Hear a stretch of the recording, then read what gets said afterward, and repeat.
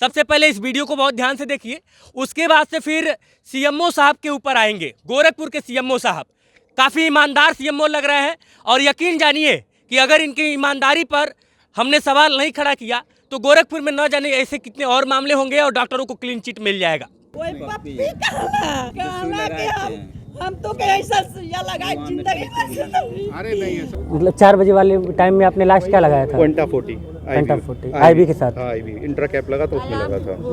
जो ऑपरेशन में सुई आखिर ऐसा रीजन था कि वो चूंकि जो है दिक्कत तो पेट में थी, अगर पथरी थी तो पेट में था, तो क्या ऐसा हुआ? आखिर कुछ तो ऐसा हुआ होगा ना बॉडी में कि वो इंजेक्शन लगने के बाद जो है उसका तू लोग माई दिया सुतल हराम कैले बाटू हमन के रात भर डिस्टर्ब में बाटी। ये बात कौन कहा? कोई पप्पी कहना पप्पी कौन है? कहना कि हम तो ऐसा सुइया लगाए जिंदगी में। अरे नहीं ऐसा नहीं। अरे हमार बापा ये हमार जिंदगी ये बात बोले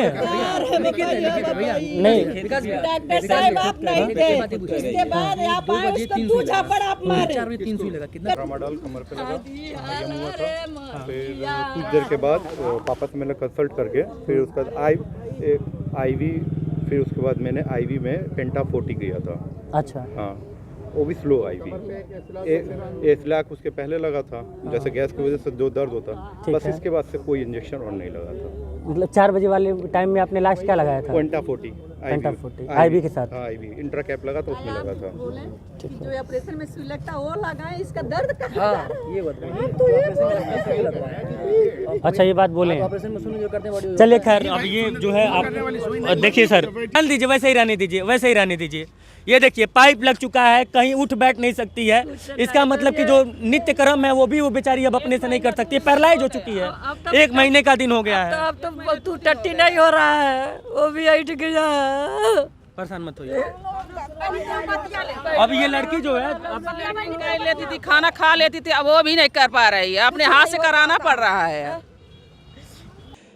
नौसड़ वाला मामला और उसका पीड़ित भाई यहाँ पे, करिश्मा का पीड़ित भाई यहाँ मौजूद है। करिश्मा इस वक्त एम्स में एडमिट है और एम्स के डॉक्टरों ने क्या बोला वो भी अभी ये बताएंगे।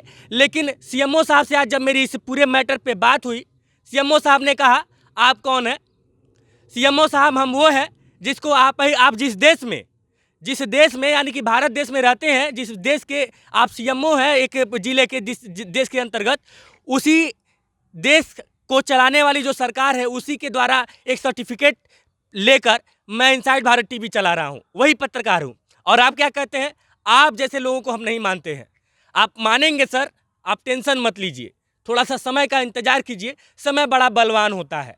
अब अपुनिज भगवान है, कोई जिम्मेदारी वाला अगर आपको पद दे दिया जाए और आप ये समझे कि अपुनिज भगवान है, तो भगवान के घर में देर होता है, अंधेर नहीं होता है। अब पूरा मामला बताइए और मैं आपको एक एक क्लिप सुनाऊंगा। मैं वो भी सुनाऊंगा जिसमें अस्पताल के मालिक का जो लड़का है वो जो कबूल करता है कि इंजेक्शन उसी ने लगाया है। और ये ऐसे मतलब कि दूर से कोई वीडियोग्राफी नहीं की गई है, ये प्रॉपर न्यूज, मतलब कि मैंने उनका इंटरव्यू किया है, बाइट लिया है और उसमें उन्होंने ये बयान दिया है। पापा कहने पे और उनके पापा के कहने पे उन्होंने सारी बातें बोली है। बहरहाल अभी करिश्मा कहाँ पे है, क्या है, पूरी बात बताइए। क्या नाम है आपका? दीपक निषाद है नाम है मेरा, और जो कि हम करिश्मा मेरी बहन है, जो कि इस समय दिल्ली एम्स में एडमिट हैं। दिल्ली एम्स में एडमिट है। कैसे दिल्ली एम्स में कौन एडमिट करवाया, किसके सोर्स से आप गए? मतलब कि किसी ने जुगाड़ लगाया, किसी ने अप्रोच किया, किसी ने मदद किया? पहले सम्मान्य सांसद जी के पास गए थे, रवि किशन जी। रवि किशन के पास गए थे। मैं आपको बता दूं कि इस मामले में रवि किशन भी इंटरफेयर कर चुके हैं, लेकिन इन अधिकारियों ने और सीएमओ साहब ने रवि किशन जी को भी, सांसद जी को भी ठेंगा दिखा दिया है। सांसद जी फोन भी किए थे। सीएमओ ने बोला था कि भी तो क्लीन चिट रिपोर्ट ओरिजिनल नहीं है, सांसद जी और आएगी। पूरा बकायदा रिकॉर्डिंग उसकी भी अपलोड हुई है सोशल मीडिया पर, और लाखों में व्यूज है उसके। अच्छा ठीक है। हाँ। तो उन्होंने सर बताया कि आप इलाज करवाइए, तो हम लोग उस समय दिल्ली लखनऊ एम्स में इलाज चल रहा था, लखनऊ पीजीआई में। फिर क्या हुआ कि उन्होंने 10 दिन तक एडमिट किया था, जांच उस किया था, फिर उन्होंने बोल दिया कि ले जाइए और ठीक नहीं हो पाएगी, तो हम लोग घर पर लेकर चले आए थे कुछ दिन। फिर उसके बाद माने सांसद जी के पास रवि किशन जी के साथ हम लोग गए थे वहाँ पे, तो उन्होंने बताया, अपनी परेशानी बताया, तो उन्होंने कहा कि ठीक आप लोग गोरखपुर एम्स में दिखा लीजिए। तो हम लोग वहाँ भी गए, तो उन्होंने डॉक्टर देख के बताया कि यहाँ पर मुश्किल, आप लोग एक बार दिल्ली एम्स जाके दिखवा लीजिएगा। तो सांसद जी द्वारा हम लोग वहाँ पे गए, हाँ। वहाँ पर डॉक्टर देखे और एडमिट हुई। फिर वहाँ पे 10-12 दिन इलाज मतलब जांच हुई, इलाज हुआ। फिर रिपोर्ट आया कि डॉक्टर वहाँ ने अभी कल बताए हैं कि यहाँ पर जो कि सुई से लगने से जो इसकी नस होती है ऊपरी डैमेज हो चुकी है। डैमेज मतलब वहाँ के एम्स के डॉक्टरों ने आपसे ये बताया? हाँ, ये बताया है कि डैमेज हो चुकी है और इसका रिकवरी होना नामुमकिन है और ये मैक्सिमम ये 8 या 9 महीने तक रहेगी, जब तक वो नस पूरी तरह डैमेज ना हो जाता है। और एक टाइम दिए हैं कि 5-6 महीने के अंदर वो डेड भी हो सकता है उसका, और कोई गारंटी नहीं है कि ये बचेगी अभी। तो अब जरा बात को समझिए, एक अस्पताल में एक बेटी के इलाज के लिए उसकी माँ और उसके परिवार के लोग लेके जाते हैं। वो अस्पताल वालों को जब नहीं समझ में आता है कि उसको दर्द क्यों हो रहा है, तो उसको रेफ़र नहीं करते हैं बल्कि अपने पास ही एडमिट कर लेते हैं। वो इस बात से नाराज़ हो जाते हैं कि आपने अल्ट्रासाउंड जो मैं लिखा था उसको मेरे बताई हुए जगह पे क्यों नहीं करवाया, ताकि मुझे कमीशन मिल जाता। ऐसा इन लोगों का आरोप था। उस वीडियो में मैंने आपको डांट भी रहे थे, ये इन लोगों ने आरोप लगाया था। उसके बाद से फिर जो है उस लड़की को वहाँ पे एडमिट कर लिया जाता है। उसका दर्द नहीं कंट्रोल हो पाता है, नहीं हो मतलब कि जब कंट्रोल नहीं होता है, उसके बाद से फिर जो पूरी कहानी मैंने आपको पिछली वीडियो में भी बताई थी, उसको इंजेक्शन पे इंजेक्शन दिया जाता है। इनके अकॉर्डिंग रीढ़ की हड्डी में जो है शून्य की सुई जैसा कुछ लगाया जाता है। उनको ये लगता है कि किसी तरह से आराम हो जाए, फिर सुबह भर देखा जाएगा, सिर्फ इसलिए कि यहाँ पे रुक जाए और हमारा जो है बिल अच्छा खासा बन जाए, हम कुछ पैसा कमा ले। और इस तरह से उस लड़की की ज़िंदगी उस इंजेक्शन के लगने के बाद बर्बाद हो जाती है। आज वो पिछले कई महीनों से बेड पे है। ये तमाम परिवार के लोग उसको लेके दर-दर भटक रहे हैं, कभी इस अस्पताल कभी उस अस्पताल। फिलहाल वो लड़की एम्स में है।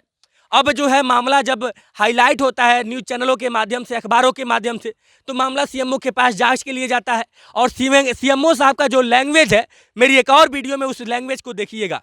सीएमओ साहब कहते हैं हम नहीं मानते हैं आपका वीडियो ऑडियो, हम नहीं मानते हैं आप पत्रकार हैं कि नहीं आपके न्यूज़ चैनल को। अरे सीएमओ साहब किसको मानते हैं भाई?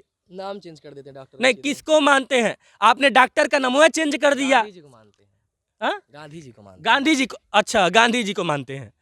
सीएमओ साहब लग रहा है गांधी जी को मानते हैं।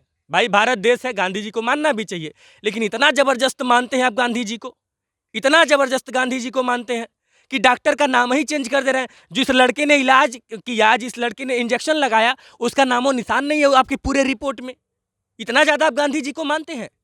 ये सवाल है सर, ये बोला ये बहुत बड़ा सवाल है जी। मनोज कुमार मौर्य, मनोज ना जी, मनोज कुमार मौर्य के सानिध्य में ये जो हो रहा था सब कुछ, जो कि मनोज कुमार मौर्य लड़की को नहीं जानते, ना किसी को जानते हैं, ना देखे हैं कभी। है कि परिवार से उन्होंने एक बार तक पूछा ना किस डॉक्टर ने इलाज किया क्या नहीं किया। अगर सामने वाली पार्टी, अगर आप ये कहेंगे बाद में कि सामने वाली पार्टी को मैंने बयान पे रिपोर्ट बनाया है, तो सबसे प्रथम ये जब एप्लीकेशन में दिया गया था, मुकदमे में था कि डॉक्टर वीएन विश्वकर्मा के द्वारा ही इलाज किया जा रहा था, उन्होंने एडमिट कराया था, उन्होंने अल्ट्रासाउंड कराया था, तो आप परिवार के बार बुला के पूछते कि ये इलाज कर रहे थे कि वो इलाज कर रहा था। अच्छा, किस डॉक्टर का नाम डालें उसमें? ये मनोज कुमार मौर्य है, यहीं पे कौन हॉस्पिटल है? मनप्रिया हॉस्पिटल। और वो डॉक्टर साहब भी एकदम खुल्लम खुल्ला इतना झूठ बोल रहे हैं कि हाँ मैं ही था, जो कि ना ये पहचान रहे हैं उसको, ना लड़की पहचान रही। चलिए सब अरे वो तो पूरा का पूरा मेरे बाइट में उन्होंने इंटरव्यू के दौरान ये बात बोला है कि इंजेक्शन मैंने ही लगाया है। वो भी अपने पिताजी के कहने पे लगाया है। देखिए रिपोर्ट में दिखाया गया कि इंजेक्शन गौरव जी पप्पी ने लगाया है, लेकिन ये दिखाया गया है कि गौरव पप्पी सिर्फ और सिर्फ डॉक्टर जी की बात मान रहे थे, जो कि मनप्रिया हॉस्पिटल के डॉक्टर मनोज कुमार मौर्य जी, जो कि मनोज कुमार मौर्य जी का इसमें कोई रोल नहीं है। और गौरव पप्पी ने खुद बोला है वीडियो में, आप ही की वीडियो में माध्यम से बोला है कि पापा के कहने पापा पे। के प्रिस्क्रिप्शन पे मैंने ये लगाया था रात्रि में। और रात्रि में सबसे प्रथम ये बात ये है कि इनके हॉस्पिटल में कोई स्टाफ भी नहीं था। हाँ। सब लोग ऊपर सो रहे थे, नीचे 2 पेशेंट एडमिट थे, बगल में भी एडमिट थी।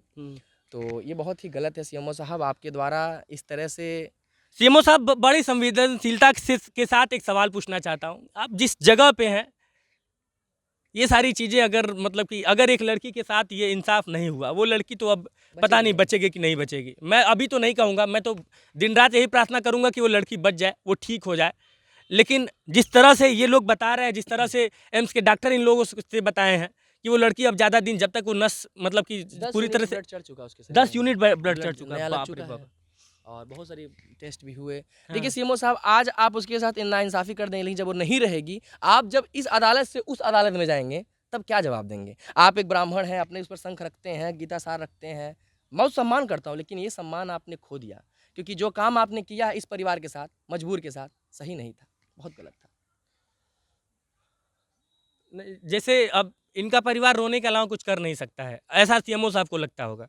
लेकिन ठीक है, भारतीय संविधान है, न्याय व्यवस्था है, कोर्ट है, लड़ा जाएगा। ये तमाम लोगों के साथ जो है अब मैं ये अपील करूंगा कि जो गलत है इस पूरे मामले में, जो गलत है, मैं अपील करूंगा पूरे देशवासियों से, पूरे प्रदेशवासियों से, पूरे गोरखपुर वासियों से कि जस्टिस फॉर करिश्मा करके हैशटैग चलाइए और उसके इंसाफ मिलने तक ये हैशटैग जारी रहना चाहिए।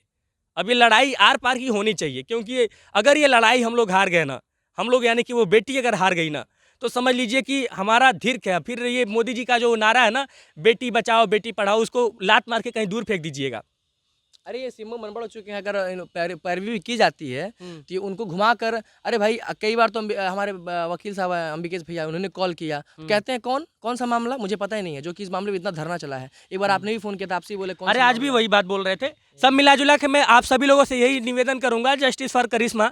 अब हैशटैग चलाना पड़ेगा हम लोगों को और करना पड़ेगा वो तमाम चीज़ें। मुख्यमंत्री के ज़िले में ये सब हो रहा है, सीएम सिटी में ये सब हो रहा है, नोट आप कर लीजिएगा। मतलब कि योगी आदित्यनाथ जी एक तरफ बेटियों को क्या क्या बातें होती हैं, क्या क्या बड़ी बड़ी बातें करते हैं, और उनका सीएमओ इस तरह से कर रहा है। उनका सीएमओ जो है जब रिपोर्ट लगाता है तो उसको वो जिस तरीके से मतलब कि पीड़ित लोगों से बातें करता है, जिस तरीके से पत्रकार को फ़ोन पे जवाब देता है, इस तरह का सीएमओ क्या गोरखपुर को चाहिए? और सीएमओ साहब, यदि आप ईमानदार हैं तब तो ठीक है, अगर आप ईमानदार नहीं हैं तो गोरखपुर में आप नहीं रह पाएंगे। यही वो लोग हैं जो सरकार को बदनाम करने का कार्य कर रहे हैं। और ये याद रखिएगा, जिस दिन ये नज़र, बाबा की नज़र आप पे पड़ गई, उस दिन सब आपका जो गांधी जी का खेल है सब जोड़ा ढपड़ा बन के चल देंगे ना। चलिए, बाकी जो है इस मामले में अब हमेशा एक एक अपडेट आप तक पहुंचाऊंगा और इस मामले को बहुत इत्मीनान से कवर किया जाएगा, A to Z हर बात, हर मतलब कि जो मूवमेंट होगा, जो चीज़ें होंगी, सब कुछ आप तक पहुंचाया जाएगा। जय हिंद।